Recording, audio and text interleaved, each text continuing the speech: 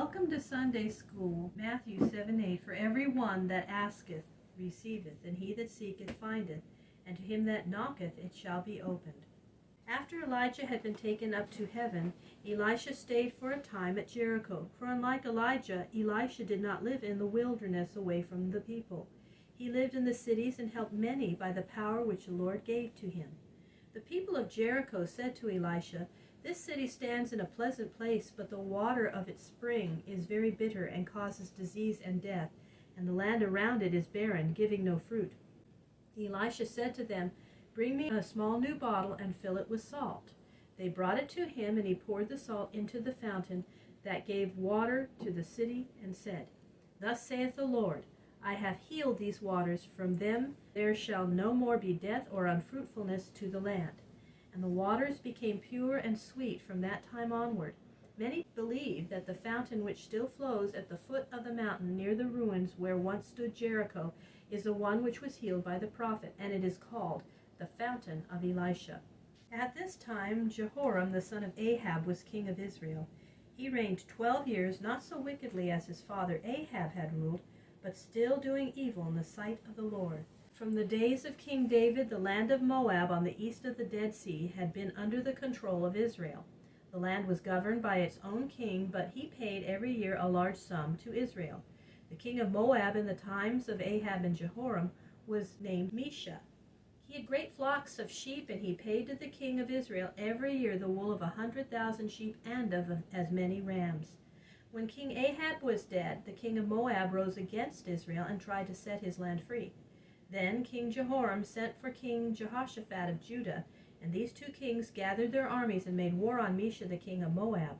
They led their armies southward through Judah, and then through Edom on the south of the Dead Sea, and from Edom into the land of Moab, and with them was the king of Edom, who was under the king of Judah.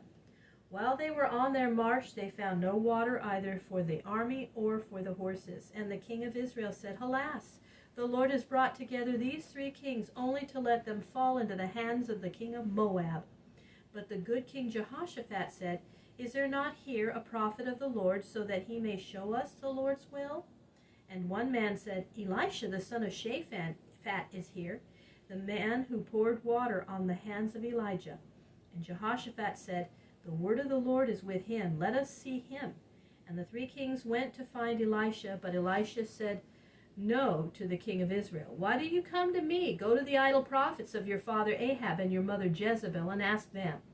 And the king of Israel said to Elisha, "You must help us, for the Lord has brought these three kings together to let them fall into the hands of the king of Moab."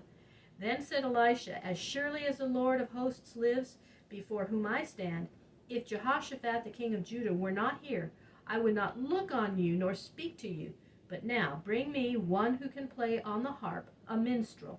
And while the minstrel made music on his harp, the power of the Lord came upon Elisha, and he said, "Thus saith the Lord, make this valley full of ditches.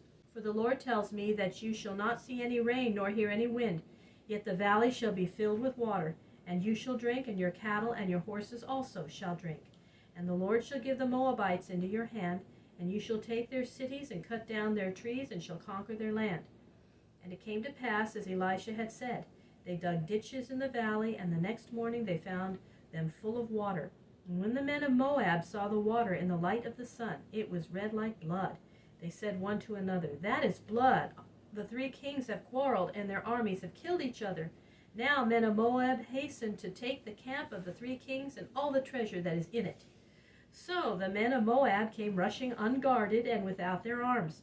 But the army of Israel and of Judah and of Edom met them and slew them and won over them a great victory. From that place they went on laying waste to the land of Moab until the cities were taken and the whole land was made desolate.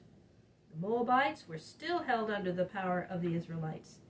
The story of this war between Israel and Moab is written not only in the second book of Kings in the Bible, but also on a stone pillar which was set up by the king of Moab afterward.